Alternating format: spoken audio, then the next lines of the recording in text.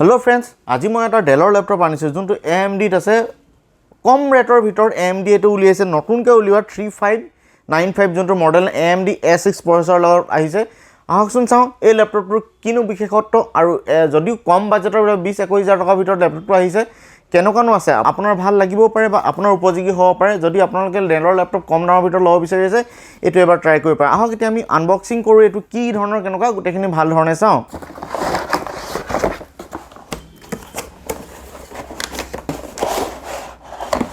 খুবই ধুনিয়া এটা Dellৰ ল্যাপটপ 45 ওয়াটৰ এটা adapter laptop adapter power cable আৰু দুখন ম্যানুৱেল আৰু তেনেকৈ বৰ বেছি বিশেষ দিয়া নাই এইকিটা বস্তুৱে দিছে পেকেটৰ ভিতৰত আৰু এটো MRP সেকশন 24882 বহুত বেছি নহয় কিছুমান দোকানত 24500 লৈকে যাবগে কিন্তু অনলাইনত কিনলে আপুনি 21000 টকা 21000 বা 20000 টাকাতে পাবো কিন্তু অফলাইন কিনলে আপোনাৰ সুবিধা বেছি হ'ব সাপোৰ্টটো বেছি ভাল ধৰণে পাবো ল্যাপটপটো মই সাইড পিনৰ পৰা লেফট সাইডে দেখাব ট্ৰাই কৰিলো এটো হৈ গল আপোনাৰ চাৰ্জাৰ পোৰ্ট ইন্ডিকেশন এটো HDMI LAN পোৰ্ট আৰু দুটা USB পোৰ্ট আৰু এটো হৈ গল ইয়াৰফোন 3.5 হেডফোন জেক আৰু এটো সাইডে দেখিছে বহুতেই স্লিম আৰু এটা ধুনিয়া কাৰ্ভ এটো দেখিছে মন কৰিছে এটো এপিনৰ পৰা হি এটো সৰুকে স্লাইড কাৰ্ভ এটা হৈ গৈছে এটো ভাল লাগিছে দেখিবলৈ আৰু ৰাইট সাইডে দেখিব পোৱা গৈছে এটো এটা আপোনাৰ card slot memory card slot আৰু এটো হৈ গল আপোনাৰ USB পইণ্ট আৰু এটো এটা লক দিছে দামি ল্যাপটপৰ বেক সাইডে USB আৰু চাৰ্জাৰ দেখিব পোৱা যায় যদি ইয়াত নাই তেনেকে ধৰণৰ আৰু বেক সাইডে আপুনি দেখিছে দুটা স্পিকাৰ ডুৱেল স্পিকাৰ খুব ভাল সাউন্ড ওলাই Insprion লোগো আৰু সিৰিয়াল নম্বৰ মেনশন কৰি থোৱা আছে ইয়াৰ ভেন্টিলেশনৰ কাৰণে বতাহ ওলোৱা সময় ভেন্টিলেশন দিয়া আছে অলপ ডাঙৰ হলে তো আৰু ভাল কিন্তু ধুলি অলপ সোমালো ডাঙৰ হলে বেছি ভাল গৰম ল্যাপটপটো ইমান গৰম নহয় আৰু চাৰিটা সাইডে পেড আছে ৰাবাৰ পেড যোনটো আপুনি পিছল নাযায় হেতু সুবিধা হয় ৰাবাৰ পেড থাকিলে কিন্তু ফ্ৰন্টৰ লুক সঁচাকে ভাল লাগিছে Dellৰ লোগো মাজতে আছে সিলভাৰ কালাৰ দেখিবলৈ খুবেই ধুনিয়া অন কৰিব হলে ফিজিক্যালি বুটান দিছে এবাৰ প্ৰেছ কৰক অন হ'ব ইয়াত লাইট জ্বলিব কিন্তু ইয়াত কিবোৰ্ডৰ যোনটো এটো এটা লাইট জ্বলি গল ল্যাপটপটো আনবোৰ দামি মডেল নিচিনা সেম হয় কিন্তু কনফিগাৰেশনটো হে মেইন কনফিগাৰেশনৰ ওপৰতে ল্যাপটপৰ ৰেট নিৰ্ধাৰণ হয় আৰু এতিয়া মই আপোনালোকক দেখাম ইয়াত উইন্ডোজ 10 দেখিছে না উইন্ডোজ 10 অৰিজিনালি ইয়াত সোমাই আছে কোম্পানীৰ পৰা প্ৰিলোডেড উইন্ডোজ 10 সোমাই আছে 64 বিট অপাৰেটিং সিস্টেম সোমাই আছে উইন্ডোজ ইজ এক্টিভেটেড আৰু টু প্ৰিলোডেড হয় উইন্ডোজ 10 প্ৰিলোডেড কোম্পানীৰ পৰা সোমাই আছে প্ৰিলোডেড থাকিলে খুবেই ভাল এই ল্যাপটপটোত A6 AMD প্ৰসেসৰ লাগি আছে খুবেই ভাল প্ৰসেসৰ বহুত কম দামৰ ভিতৰত মানে বেয়া নহয় প্ৰসেসৰটো আৰু মই ইয়াত ভিতৰত দেখাইছো দেখিব পাইছে AMD A6 922 প্ৰসেসৰ লাগি আছে ইমান এটা বহুত হাই কোৱালিটি প্ৰসেসৰ নহয় যদিও A4 ইয়াতকৈ তলত থাকে AMD প্ৰসেসৰ A6 টো বহুতে ভাল ষ্টুডেন্টৰ কাৰণে বিশেষকৈ সহায় কৰিব নৰমাল যিবোৰ কাম থাকে এইবোৰ কাৰণে আপুনি প্ৰবলেম নাপাব ধুনিয়াকৈ লেগ ফ্ৰী ধৰণে আপুনি কামবোৰ কৰিব পাৰিব আৰু 2.6 GHz দেখিছে ন 1.8 বা 2 GHz 2.6 GHz ধুনিয়াকৈ আপুনি ধুনিয়া ফাষ্ট স্পিড পাব কিন্তু বহুত বেছি স্পিড আশা নকৰিব কাৰণ কেলে প্ৰসেসৰটো AMD A6 হয় কম বাজেটৰ ভিতৰত Dell উলিয়াইছে এই দেখিব পাইছে Radeon গ্ৰাফিক্স AMD বুলি দিয়া আছে আৰু ইয়াত আপোনাক মই ভিতৰত দেখাইছো AMD Radeon R4 গ্ৰাফিক্স লাগি আছে নৰমাল যিবোৰ গেমিং থাকে এইবোৰটো ধুনিয়াকৈ চলাব IGI ধৰণৰ বা PUBGও আপুনি ধুনিয়াকৈ চলাব পাৰিব ইয়াত এইখন যোনখন স্ক্ৰিন দেখিছে এখন আপুনি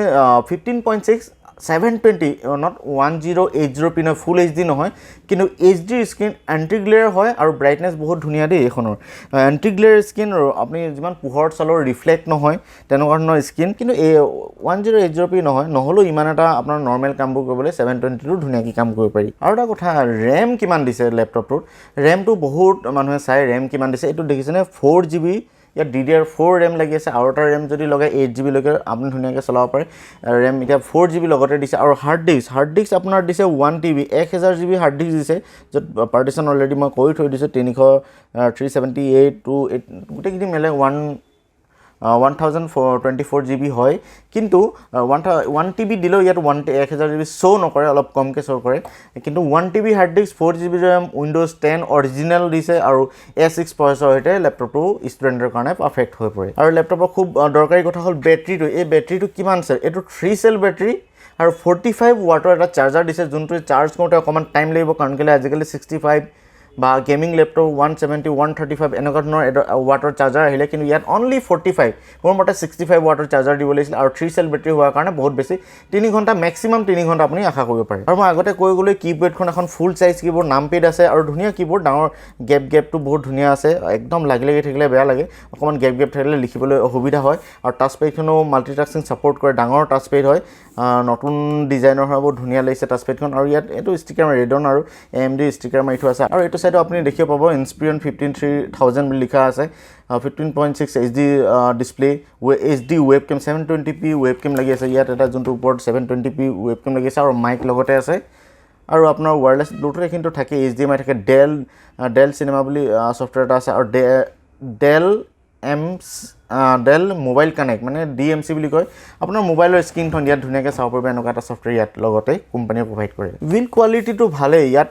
এটো ব্ল্যাক কালাৰ দিছে এটো ব্ল্যাক কালাৰ এটো সিলভাৰ কালাৰ আৰু তলৰ সাইডো সিলভাৰ কালাৰতে দিছে ৰাবাৰ পেড ধুনীয়াকৈ লগাই দিছে এটো দিছে তলৰটো দিছে আৰু এটো স্ক্ৰেচ প্ৰুফ টাইপৰ দিছে অলপ ৰাফ টাইপৰ টেক্সচাৰটো হয় কিবোৰ্ডখন ব্ল্যাক কালাৰ মানে বিল্ড কোৱালিটিৰ ক্ষেত্ৰত মোৰ কোনো বেয়া লগা নাই ধুনীয়া বিল্ড কোৱালিটি ডেলৰ হদাই বিল্ড কোৱালিটিৰ ওপৰত চকু দিয়ে মানুহে ভাল কোৱালিটি বনায় থ্যাংক ইউ ফ্ৰেন্ডছ ভিডিওটো শেষৰলৈকে চাব আৰু যদি আপোনালোকে কিবা ক'বলগীয়া থাকে মোক কমেন্ট সেকশনত গৈ আপুনি ক'ব পাৰে তেনেহ'লে ফ্ৰেন্ডছ এই লেপটপটোৰ বিষয়ে আপোনালোকে ভালদৰে বুজি পালে বুলি আশা কৰিছোঁ আৰু যদি বুজি পোৱা নাই তেনেহ'লে মোৰ আপোনাৰ কমেন্টত আপোনালোকে জনাব পাৰে কি বুজি নাপালে বা আপোনালোকে যদি এই লেপটপটো ইউজ কৰি আছে বহুত দিনৰ পৰা তেনেহ'লে আপুনি মোক জনাব পাৰে কমেন্টত কি কেনেকুৱা আন মানুহৰ ৰিভিউ চাই সুবিধা হ'ব ল'বলৈ হ'লে আনকি তেওঁলোকে নতুন লেপটপটো মইতো বহুত ভালেই দেখিলোঁ বেয়া ভ্যালু এটাৰ মাজতে লেপটপ বা ডেস্কটপ যিকোনো বস্তু পাৰফেক্ট নহয় এটো তেনেকৈ পাৰফেক্ট নহয় দুখ গুণ চবতে আছে মই আপোনালোকক ধুনীয়াকৈ বুজাই ক'লোঁ শেষত মই ভিডিওটো আজি ইয়াতে অন্ত পেলাইছোঁ শুভৰাত্ৰি বহুত শুভকামনা থাকিল ইয়াকে কৈ মই আজিৰ ভিডিওটো শেষ কৰিছোঁ পুনৰ এটা ভাল ভিডিঅ'ত লগ পোৱাৰ আশাৰে থ্যাংক ইউ বাই বাই জয়